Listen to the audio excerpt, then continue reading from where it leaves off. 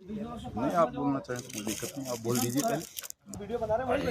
नमस्कार साथियों, आज हम सब लोग एकत्र हुए हैं उत्तराखंड के कोटद्वार शहर में। और कोटद्वार से लगभग 20 किलोमीटर की दूरी पे महर्षि कर्ण ऋषि का आश्रम, जिसे कर्णाश्रम के नाम से जाना जाता है। और यहाँ पर भरत जी का भी आश्रम है, जिनके नाम से कि हमारे देश का नाम भारत पड़ा। और आज हमारे साथ में यहाँ पर आए हैं पूरा जमाकर्ता ठगी पीड़ित परिवार और इसके संयोजक संस्थापक श्री मनन लाल आज़ाद जी, जो कि अभी हमारे सामने यहाँ पे उपस्थित हैं। सर नमस्कार। जी नमस्कार। तो सर, आपको कैसा लग रहा है यहाँ पे? कैसा लग रहा है? अद्भुत लग रहा है, मुझे बहुत अच्छा लग रहा है मुकेश जी।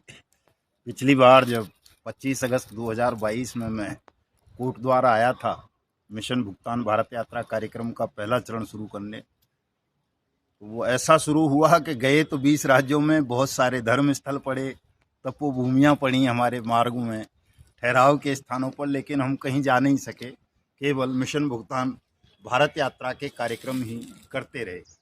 आज जब हम दूसरा चरण श्री गणेश कर रहे हैं यहीं तपोभूमि उत्तराखंड, देवभूमि उत्तराखंड के कोटद्वार से ही, तो आज ऐसा सौभाग्य या संयोग कहें, संयोग बन गया है कि आज सिद्धबली हनुमान जी के मंदिर में भी गए, वहाँ भी दर्शन करके आ गए, और अब ये महान तपोस्थली कर्ण ऋषि का आश्रम, जहाँ से एक तरह से ये कहें कि हिंदुस्तान की जन्म स्थली है, यहीं पर महाराजा भरत का जन्म हुआ, जिनके नाम पर हमारे देश का नाम भारत पड़ा। तो इतनी अच्छी सौम्य सुगम सुंदर स्थान पर आकर के मैं बड़ा अद्भुत फील कर रहा हूँ। और कई साथी कहते भी थे कि साहब आप इतनी जगह जाते हो, वहाँ जम्मू गए ना माता के दर्शन करके आए, ना वहाँ क्या बोलते हैं बनारस गए, काशी गए ना काशी विश्वनाथ के दर्शन किए, ना उज्जैन जा कर के महाकाल के दर्शन किए, साउथ में भी कई जगह गए, कहीं नहीं किए। शायद इस वजह से जो है नहीं सफल हुई, और आपको जाना चाहिए। तो आज दोनों काम हो गए हैं साहब। तो मैं समझता हूँ जैसा कि पंडित जी को आभास हो रहा है, उनको अनुमान लग रहा है कि साहब इस बार हमारा ये जो मिशन भुगतान है ये निश्चित रूप से सफल हो जाएगा, क्योंकि हमारी आज की शुरुआत बहुत ही अच्छी रही है। एक तो हमने अपने आदरणीय सुखदेव शास्त्री जी को राष्ट्रीय अध्यक्ष नियुक्त कर दिया है, आज उनको नियुक्ति दे दी गई है, टोपी पहना दी गई है सर पे, मतलब पगड़ी जो उत्तराखंड की एक पहचान होती है, और नियुक्ति पत्र भी दे दिया है और विजय प्रतीक भी दे दिया है। तो सबसे पहली बात तो ये कि राष्ट्रीय अध्यक्ष अब देवभूमि उत्तराखंड से होंगे और PACL से हैं, चूँकि शास्त्री जी, तो PACL का एक बड़ा नेटवर्क है ठगी पीड़ितों में, 6.5 करोड़ के लगभग पीड़ित हैं, तो वो तमाम साथी भी जुड़ेंगे और हमारे इस अभियान को बल मिलेगा।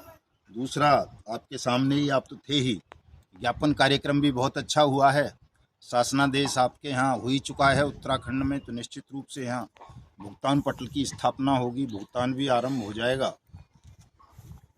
और तमाम साथी यहाँ मौजूद हैं। हमारे जिला अध्यक्ष हैं बिजनौर के वीर सिंह जी मास्टर जी, वो बैठे हुए हैं देखिए पीछे, और सैनी साहब हैं, मास्टर जी हैं, राजेंद्र जी हैं, शरद बामनिया जी हैं, डॉक्टर उस्मानी साहब हैं, वर्मा साहब हैं, दूसरे डॉक्टर साहब का क्या नाम है बता दीजिए साहब, सब अपना अपना नाम बता दें साहब जरा।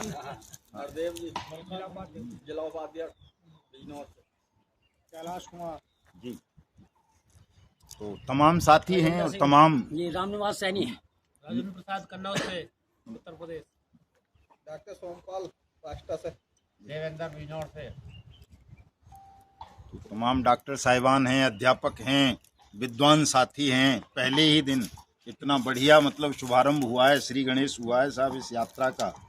तो जो लक्ष्य हम 2023 में प्राप्त नहीं कर सके कि देश के 42 करोड़ ठगी पीड़ित जमाकर्ता परिवारों का भुगतान करवा दें, वो लक्ष्य 2024 में पूरा हो जाएगा। क्योंकि पिछली बार का जो कार्यक्रम था हमारा, उसमें हमें सरकार का विरोध झेलना पड़ रहा था, जगह जगह सरकार का विरोध करना पड़ता था, सरकार भी हमारा विरोध करती थी, लेकिन उसके बावजूद भी हम 20 राज्यों में विंडो ओपन कराने में सफल रहे, भुगतान काउंटर स्थापित करवाए हमने, भुगतान के आवेदन करवाए और जगह जगह इतने बड़े बड़े सत्याग्रह किए। दिल्ली में कई इतने बड़े कार्यक्रम कर दिए कि अब से पहले कभी हुए नहीं थे ठगी पीड़ितों के इतिहास में इस तरह के कार्यक्रम।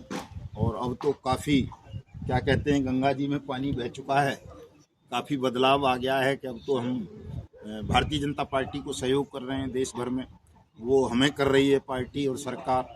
और सरकार ने जैसा कि वचन दिया है कानून बना करके कि सरकार सबका भुगतान करेगी, उनकी जमा राशि का 2 से 3 गुना करेगी, 180 दिन में करेगी। तो मैं समझता हूँ 10 जून को जब नई सरकार का गठन हो जाएगा तो इस पर बहुत तेज़ी के साथ काम शुरू होगा। आज आपने देखा होगा मैंने बहुत सारे ऑर्डर्स सरकार के डाले हुए हैं, ऐसे ऑर्डर आ रहे हैं अब सक्षम और सहायक सक्षम अधिकारियों के, जिनमें वो एक दिन में रिपोर्ट मांग रहे हैं अधिकारियों से कि 1 दिन के अंदर विदिन 1 डेज रिपोर्ट सबमिट करें हमें। तो निश्चित रूप से अब एक तेज़ी आनी है, बड़ी तेज़ी के साथ ये अभियान चलना है सब। और मैं तमाम साथियों का, देश के जितने भी हमारे ठगी पीड़ित जमाकर्ता परिवार हैं, भले ही वो सहारा समूह के हों, PACL पल्स के हों, GCA के हों, तो वो रिटेल मार्केटिंग के हों, कल्पतरु के हों, कर्म भूमि के हों, ICL के हों, DPR सलाइड के हों, bike boat, hello taxi, top ride और साइंस सिटी, फ्यूचर मेकर, कैची पिक्सल जैसी, RMCL जैसी, आदर्श, नवजीवन संजीवनी, आपेश्वर, समृद्धा, साईं प्रसाद, साईं प्रकाश, श्रीराम रियल एस्टेट और ये जो सर्वोत्तम वगैरह इस तरह की जितनी भी हैं, ट्रिनिटी, जनशक्ति, कैमना, अल्केमिस्ट, और यहाँ पे भतेरी हैं। आपके यहाँ उत्तराखंड में भी अलग से दुनिया भर की हैं, माइक्रो फाइनेंस वगैरह, कैलकॉम ग्रुप की है, गरिमा है, मैत्रेयी है। तो इस तरह की जितनी भी 3 लाख के लगभग ठग कंपनी या ठग क्रेडिट कोऑपरेटिव सोसाइटी हैं, इन सब के लोगों के भुगतान की हमारी लड़ाई है। तमाम एजेंट और एडवाइज़र साथियों को सुरक्षा देने की लड़ाई है। इसमें हम निश्चित रूप से सफल होंगे। और जो मुझे फीडबैक मिल रहा है कि कुछ सीनियर लोग जो बहुत ज़्यादा बड़े बड़े पदों पर रहे हैं, PACL में या सहारा में या रोज वैली में या KBCL में, समृद्धा में, साईं प्रसाद में, बड़ी बड़ी कंपनियों में, GCA वगैरह में, जिन्होंने हजारों लोगों को अपने नीचे जोड़ा और करोड़ों रुपए कमाया इन कंपनी से और क्रेडिट कोऑपरेटिव सोसाइटी से, वो आज हमारे इस आंदोलन को बिल्कुल भी सपोर्ट नहीं करते हैं, मिशन भुगतान को, जबकि उनको करना चाहिए। उनकी नैतिक ड्यूटी बनती है कि जिस तरह से उन्होंने विश्वास में लेकर के तमाम गरीब को, मजदूर को, किसान को, छोटे व्यापारी को, दुकानदार को, प्रोफेशनल्स को फंसवाया इन ठगों के जाल में, आज जब सरकार ने एक कानून बना दिया है, भुगतान की गारंटी का अधिकार दे दिया है, सरकार ने जिम्मेदारी ले ली है कि हम आपका भुगतान करेंगे सबका, तो उन तमाम सीनियर्स को बाहर आना चाहिए, इस मूवमेंट को, मिशन भुगतान को सहयोग करना चाहिए।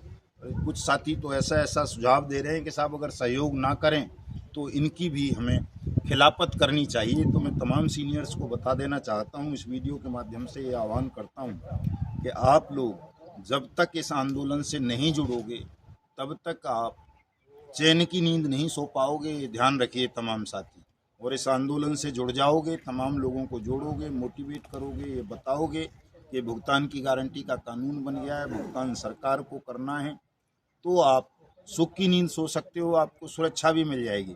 नहीं तो आप देख रहे हो छत्तीसगढ़ में, मध्य प्रदेश में, यूपी में कई जगह ऐसा हुआ है कि जो है ब्रांच हेड थे, कोई कुछ था, कोई कुछ था, वो तमाम लोग आज जेल की सलाखों के पीछे बंद हैं।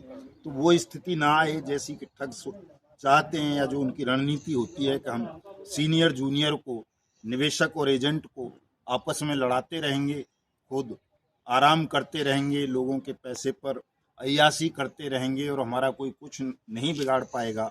ऐसा इस बार हम नहीं होने देंगे। बहुत सख्ती के साथ, बहुत तेज़ी के साथ हम अब इन सब के खिलाफ कानूनी कार्रवाई करेंगे, जो भी लोग अपने अपने उत्तरदायित्व का, कर्तव्य का निर्वहन नहीं कर रहे हैं। आज रात्रि विश्राम आपके यहीं कोट द्वार में ही करेंगे, चर्चा करेंगे, संगठन का पुनर्गठन करना है। क्योंकि शास्त्री जी अब राष्ट्रीय अध्यक्ष हैं हमारे संगठन के ठगी पीड़ित जमाकर्ता परिवार के, तो तमाम प्रदेश अध्यक्षों की सूची आज शास्त्री जी को सौंप दी जाएगी और जल्दी ही तमाम प्रदेश अध्यक्षों का एक बैठक आयोजित करेंगे ताकि संगठन को और मजबूत किया जा सके। विधिवत और संगठित रूप से, व्यवस्थित रूप से इस बार हम मिशन भुगतान भारत यात्रा कार्यक्रम को चलाएं और प्रयास ये रहेगा कि विद इन 6 मंथ, 6 महीने के अंदर अंदर हम उन तमाम स्थानों पर चले जाएं जो पिछली मिशन भुगतान भारत यात्रा कार्यक्रम के वक्त हमसे छूट गए थे या हम वहाँ जा नहीं सके थे। उन तमाम स्थानों पर जाएं जहाँ भुगतान पटलों की स्थापना नहीं हुई है, वहाँ भुगतान पटल स्थापित करवाएं। जहाँ भुगतान पटल खुल चुके हैं वहाँ तमाम लोगों का भुगतान करवाएं। आदेश आ गए हैं, आज ही एक वाराणसी का आदेश आया है, वाराणसी डिविजनल कमिश्नर का पीएमओ के निर्देश पर ही आया है, वो बहुत अच्छा है। मैं अभी उसको लगाऊंगा फेसबुक पर, तमाम साथी पढ़ें उसको। तो अब उत्साह का समय है, जागने का समय है, उदासीनता को त्यागने का समय है। अब ऐसे वक्त पर भी आप उदासीन हो गए तो साथियों आपका भला कोई नहीं कर पाएगा, चूंकि आम चुनाव का समय चल रहा है। इस वक्त आप सबको एक्टिव होना चाहिए, सतत निरंतरशील रहना चाहिए, संघर्षशील रहना चाहिए, ताकि सरकार, विपक्ष के लोग तमाम हमारे इस गंभीर विषय को समझें, गंभीरता से लें। बड़े दुख की बात है साहब कि 42 करोड़ ठगी पीड़ित होने के बावजूद कोई भी पॉलिटिकल पार्टी इस विषय पर मुंह नहीं खोलती है। सबके मुंह में दही जम जाता है और हमारे पीड़ित भी एकत्र नहीं हो पाते, एकजुट नहीं हो पाते। जो हम लक्ष्य लेकर के निकले हैं कि पूरे देश को जगाएंगे, एकजुट करेंगे, संगठित करेंगे और इस बार 1 लाख ठगी पीड़ितों का सम्मेलन दिल्ली में नई सरकार का गठन होने के तुरंत बाद रखेंगे, जिसमें हम देश के बड़े बड़े तमाम लोगों को आमंत्रित करेंगे और इस समस्या से परिचित कराएंगे उनको और इस समस्या का समाधान कराएंगे। और जैसा कि हमारे प्रधानमंत्री जी ने कहा है कि अगले 100 दिनों में सरकार बनने के बाद वो ठगों के खिलाफ, भ्रष्टाचारियों के खिलाफ, बेईमानों के खिलाफ बहुत तेज़ कार्रवाई करेंगे। तो उस कार्रवाई को हमें बल देना है। जितना तेज़ी से प्रधानमंत्री करना चाहते हैं उससे भी 4 गुना तेज़ी के साथ हमें ठगों के खिलाफ कार्रवाई करवानी है, सक्रियता दिखानी है। और जो काम पिछले कई सालों में नहीं हुआ लोगों के भुगतान का, उस काम को वर्ष 2024 में करवा कर 2025 में हमें अपने पावन पवित्र हिंदुस्तान को ठगमुक्त, बेईमान रहित राष्ट्र राज्य के रूप में स्थापित करने के लिए आंदोलन चलाना है। तो बहुत बहुत धन्यवाद तमाम साथियों का और जुड़िए आप तमाम साथी। कल मिलते हैं देहरादून में। जय हिंद, जय भारत।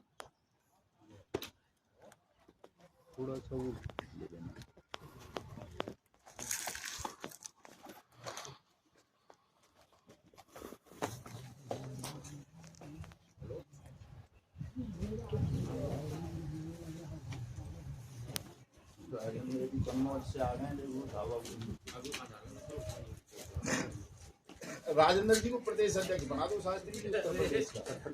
हाँ, सारे में घूमते रहेंगे या मास्टर जी को बना दो। चारों को आधा हमारा मंडल ही नहीं संभला। मंडल मुरादाबाद में कितने कार्यकर्ता निष्क्रिय पड़े हैं, कोई किसान यूनियन में पहुंच गया, कोई कहीं पहुंच गया। आज कोई भी नहीं अपनी सक्रियता कोई कहीं नहीं भरा, किसी आंदोलन में जाने के लिए तैयार नहीं होता। लगातार काम कर रहे हैं तो हम देव दर्शन भी करवा दो सब।